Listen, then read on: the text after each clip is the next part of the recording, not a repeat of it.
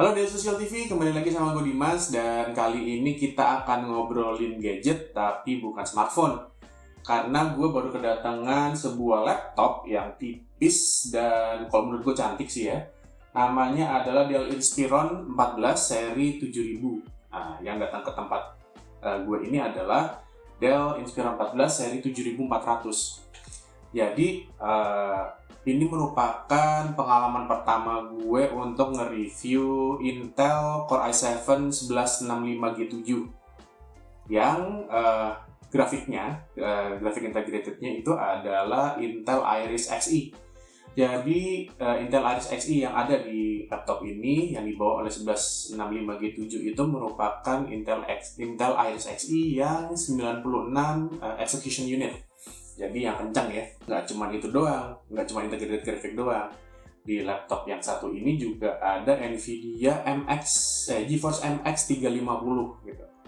Nah, karena gue juga sering melakukan browsing, gue melihat bahwa Intel Xe-nya itu lebih kencang daripada MX 350 di beberapa benchmark ya. Gitu. Nah, tapi itu nanti kita ngomongin belakangan. Sekarang kita ngomongin dulu yuk masalah desainnya.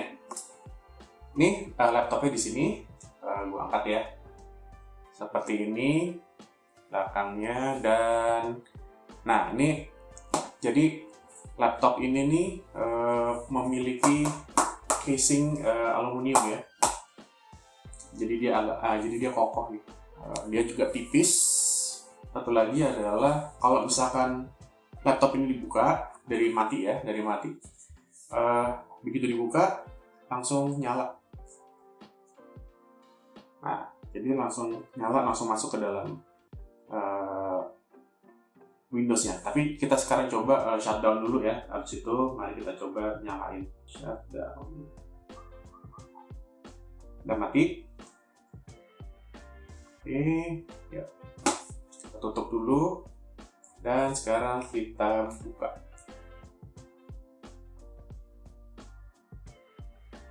Langsung booting dan masuk ke Windows.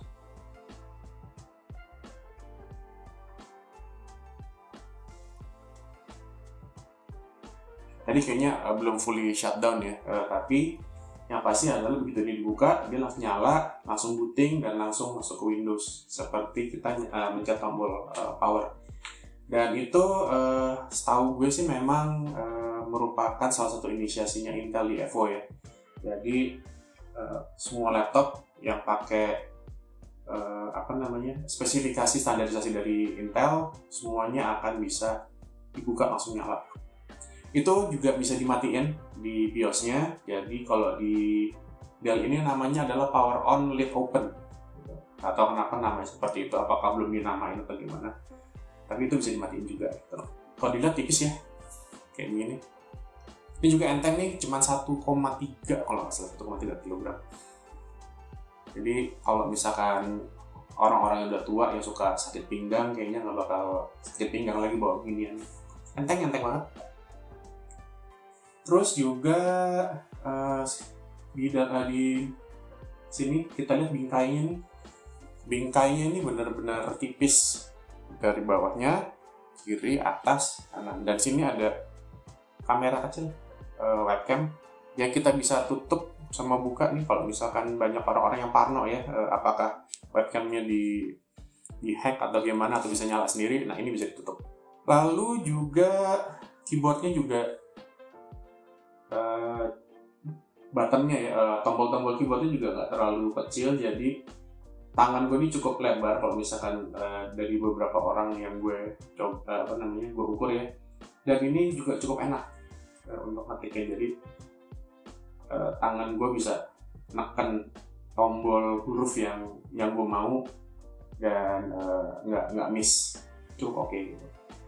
Nah, ini touchpadnya juga segede gini nih, gede banget ya. Nah, kalau buat gue touchpad seperti ini agak mengganggu sedikit ya, karena kalau misalnya gue di palm rest ini kadang-kadang bantalan tangan gue ini suka kena, sehingga cukup mengganggu. Cuman kalau misalnya orang yang dengan tangan yang kecil sih harusnya nggak terlalu mengganggu sih. Satu lagi, ini kalau misalkan kita tutup. Oke, ini mungkin nggak terlalu terlihat ya, cuman Dell ini punya ventilasi untuk mengeluarkan udara itu dari bawah layar sini. Nah, di bawah layar sini ini ada beberapa lubang ya, dan lubangnya ini mengeluarkan udara. Ngambilnya dari mana? Ngambilnya dari bawah. Gitu, dari bawah sini. Ini juga lidnya ini, penutupnya ini juga berfungsi untuk menaikkan badan yang sebelah sini. Jadi kalau misalkan ditaruh, dia di sini akan ada ruang ya. Di sini akan ada ruang sehingga nggak tutup semua di meja gitu.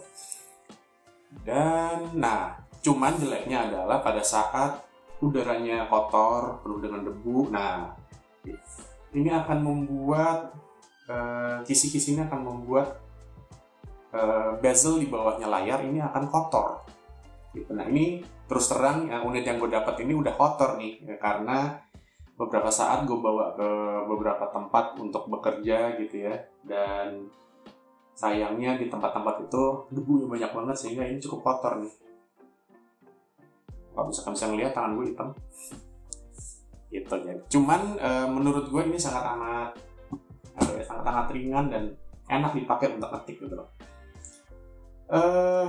Suara juga cukup oke ya, karena ini dia speakernya stereo dan nggak terlalu gede sih memang sih, cuman untuk sebuah laptop seperti ini udah cukup sih.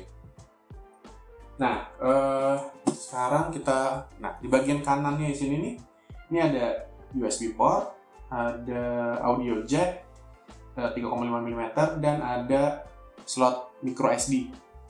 Jadi ini nggak pakai slot SD ya. Kalau misalkan mau baca slot SD card atau slot yang lain bisa pakai reader yang eksternal. Terus di sebelah sini ada port untuk mengisi daya, terus ada HDMI 2, ada USB 3.2 juga, dan ada USB-C. Jadi USB-C-nya ini nanti bisa, kalau misalkan memang kekurangan banyak port, bisa pakai USB hub ya. Satu lagi bahwa ini laptop ini punya chargernya juga cukup kecil ya. Jadi nggak terlalu berat kalau misalkan kita bawa-bawa, katakanlah kan biasanya kita membawa satu tas penuh, satu tas yang isinya laptop dan charger, dan itu tidak akan membuat berat karena chargernya tuh kecil gitu loh. Jadi benar-benar nggak bikin punggung kita sakit. Tadi kan gue bilang bahwa ini adalah pengalaman pertama gue menggunakan Intel Core i7 1165G7 ya. Jadi laptop ini pakai Intel Core i7 1165G7 yang sering disebut sebagai Tiger Lake arsitekturnya. Dan kecepatan ini 2,8 GHz dengan turbo sampai 4,7 GHz. Kencang ya untuk sebuah laptop kecil ini. Core-nya ada 4 dengan 8 thread hyperthreading. Nah, ada satu hal nih yang sebelumnya ini reviewnya udah naik di Daily Social, jadi kalau misalkan mau lihat review lengkapnya bisa langsung baca sana ya. Nah, cuman ada satu yang nggak gue tulis di review adalah memori. Jadi di sini memorinya kebaca sebagai quad channel. Setelah gue lihat-lihat, ternyata 1165G7 ini hanya mendukung dual channel gitu ya. Jadi sepertinya ada banyak banget nih bug-bug yang masih belum dibenahi oleh software-software yang ngebaca ya gitu. Soalnya kalau misalkan gue lihat di art.intel.com 1165G7 ini cuma mendukung dual channel. Ini pakai DDR4 dan RAM-nya itu 16 GB.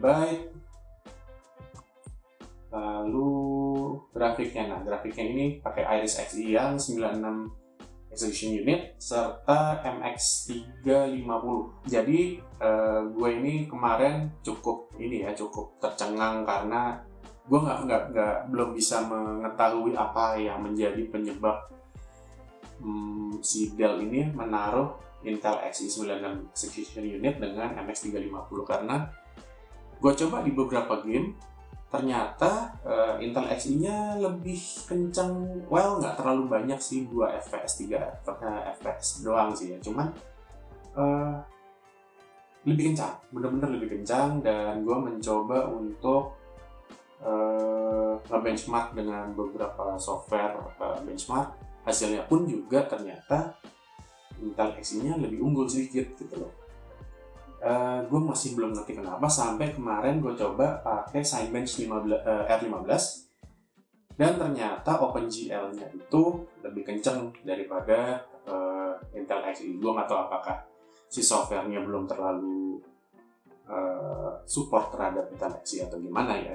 Cuman itu yang sementara ini itu masih itu yang gue dapat, dan gue belum juga coba untuk melakukan encoding video dengan menggunakan CUDA dan versus QuickSync-nya gitu loh. Jadi mungkin kalau misalkan ini masih ada lama di rumah gue akan uji ulang, cuman kelihatannya sih udah mau diambil sih sama Dell. Tapi nggak apa-apa, pasti akan ada banyak lagi laptop-laptop dengan Iris Xe dan RS350 yang akan datang ke Daily Social.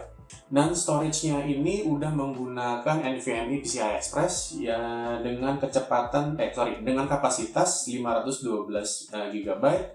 Lalu layar itu IPS anti glare dengan dimensi 14,5 inci dan resolusinya 2560x1600. Lalu ini juga udah pakai Wi-Fi 6 pastinya ya dari Intel. Nah, baterainya ini yang juga cukup membuat gue nyaman ya, karena dengan 4 sel 52 Wh ini dia bisa bertahan. Kemarin gue coba looping MP4 itu sekitar 14 jam. Cukup oke ya. Bukan cukup oke lagi, ini sangat oke sih menurut gue. Dengan 14 jam gue bisa menggunakannya seharian, 2 harian. Tapi yang pasti adalah kalau misalkan gue kerja di satu kafe, gue nggak akan lagi butuh nyari stop kontak rebutan sama orang lagi gitu. Jadi cukup charge di rumah, dan charge-nya ini cepat, sekitar 1,5 jam itu udah penuh. Dan gue bisa bekerja dengan nyaman di sebuah kafe dengan mendengarkan mungkin Spotify gitu. Cukup oke kalau menurut gue sih ya dari sisi itunya. Oh ya, satu lagi tadi gue kelupaan adalah layarnya ini udah 100% sRGB ya. Jadi seharusnya sih kalau misalkan pakai untuk editing video, editing gambar itu seharusnya warnanya udah match ya, udah lebih bagus. Dan kalau misalkan gue lihat foto sih juga gambarnya juga bagus ya, warnanya juga lepas kalau menurut gue. Jadi kemarin gue juga udah mencoba ini untuk bermain game. Untuk bermain gamenya ini gue cuma baru menggunakan 3 sih ya sebetulnya. Kalau misalkan gue hanya menggunakan 3 game. Jadi gamenya ini adalah Shadow of Tomb Raider, satu lagi Dirt Rally, dan satu lagi Valorant. Kalau Valorant sih memang sangat ringan sih ya kalau menurut gue, jadi kayaknya nggak masuk hitungan untuk tes ini sih. Nah, yang cukup berat itu adalah Shadow of Tomb Raider, di mana gue berhasil menjalankan game tersebut di laptop ini dengan resolusi 1366x768 di setting low, di mana si MX 350 mendapatkan 30 fps dan Iris Xe-nya mendapatkan 32 fps, jadi bedanya cuma 2. Walaupun begitu, kalau gue sih ya, gue akan bermain, kalau misalnya gue mau main di laptop ini, gue akan langsung bermain dengan menggunakan Iris Xe, karena satu, dia cukup kencang, lebih kencang daripada MX 350-nya, dan udah pasti lebih hemat daya karena dia menggunakan daya langsung dari prosesornya, karena dia integrated grafik. Dia akan mengambil daya jauh lebih kecil daripada MX 350 yang merupakan discrete grafiknya gitu. Cuman setahu gue, karena ini bukan laptop gaming ya, jadi kemungkinan ya akan jarang digunakan untuk main game sih. Walaupun bisa, kalau misalnya dibilang bisa, pasti bisa. Jadi bagi Anda yang ingin memiliki laptop ini dan pengen main game, gue masih menyarankan di 1280x768 atau 1366x768. 1280x720 atau 1366x768. Jadi ini dipakai buat gaming bisa, buat content creation bisa, pakai buat kerja office lo pasti bisa gitu loh, karena ini speknya udah spek kencang banget. Nah, kita masuk ke dalam what is good and what is bad menurut gue ya. Jadi gue suka ini karena pakai Intel Core i7 Tiger Lake 1165G7 dan ada Intel Graphic serta MX350. Jadi dua perpaduan yang menurut gue mungkin MX350 nanti akan sangat berguna pada saat kita melakukan instalasi program-program software-software yang mendukung CUDA ya. Terus daya tahannya panjang, daya tahan baterainya ini benar-benar gue juga nggak ngerti apakah gue salah testing atau gimana, cuman hasil yang gue dapat adalah 14 jam. Tuh. Lalu gue suka dengan bobotnya yang ringan nih, cuman 1259 sih tepatnya, 1,259 kg. Lalu ini juga build-nya kokoh ya. Build-nya kokoh banget, jadi kemarin sempat kedudukan sama anak gue dan untungnya nggak apa-apa nih, masih hidup, masih bagus, masih jalan. Lalu gue suka dengan yang power on lid opennya, jadi begitu dibuka langsung nyala, itu gue suka banget. Walaupun ini mungkin baru buat gue, cuman ini mungkin akan menjadi standar laptop di masa depan ya, karena ini baru dimulainya mungkin sekarang. Jadi komputernya nggak cuman sleep doang, tapi komputer mati begitu dibuka langsung nyala. That's cool. Nah, cuman ada yang gue nggak suka juga dari konfigurasi notebook ini ya, dimana gue masih MX350-nya kayaknya kalau gue menggunakan laptop ini kayaknya menjadi tidak berguna, karena selama ini gue masih menggunakan prosesor untuk melakukan rendering atau melakukan pekerjaan kayak office dan segala macam, dan semua itu masih bisa ditanggulangi oleh grafik yang ada di yang integrated gitu loh. Jadi gue masih belum menemukan kebutuhan gue untuk menggunakan CUDA di laptop ini. Terus yang kedua, kalau misalkan gue ngetik di malam hari, ini keyboardnya tadi backlit ya, jadi ada LED backlit-nya di keyboardnya sehingga huruf-huruf di tombol-tombolnya ini nyala. Cuman pada saat gue kerja malam hari, LED backlit-nya kurang terang. Jadi gue masih agak kesulitan untuk melihat tombol mana. Nah, jadi layarnya harus agak dimajuin dulu, atau layarnya benar-benar brightness-nya dikecilin supaya gue bisa melihat bayang-bayang dari LED yang ada di keyboardnya gitu. Jadi bagi beberapa orang yang mungkin pakai kacamata kayak gue, mungkin itu agak cukup mengganggu ya. Cuman mungkin untuk orang-orang yang matanya masih bagus, yang masih bisa melihat tanpa kacamata, ada kemungkinan itu tidak mengganggu sih. Cuman dari kemarin gue coba, kebetulan ada orang yang tidak menggunakan kacamata juga mengatakan bahwa ini memang kurang terang LED-nya. Lalu yang ketiga, gue mencoba ini menggunakan laptop ini untuk Zoom, untuk Google Meet, dan hasil kamera webcamnya itu walaupun dia 720p ya, cuman nggak terlalu tajam gitu. Jadi kayak gue berasa kayak pakai handphone zaman dulu yang kamera depannya tuh nggak tajam sama sekali gitu. Cukup disayangkan sih, cuman karena zaman udah berubah ya, gue bisa pakai aplikasi lain kayak Droidcam atau Irion itu untuk menggunakan sebuah smartphone yang dicolokin USB dan langsung dihubungkan ke sini, jadi bisa lebih bagus gitu. Cuman untuk laptop premium kayak gini dengan webcam yang kurang bagus sih menurutku sih, itu agak-agak turn off ya. Oh ya, satu lagi sama tadi itu harusnya Dell juga cukup memikirkan adanya debu-debu yang keluar dari dalam laptop ini dan membuat bezelnya menjadi kotor gitu. Nah, itu PR juga tuh buat Dell tuh. Semoga desainnya nanti akan diperbarui di kedepannya sehingga kita tidak bisa berurusan dengan ngelap-ngelap bezel bagian bawah karena ada debu.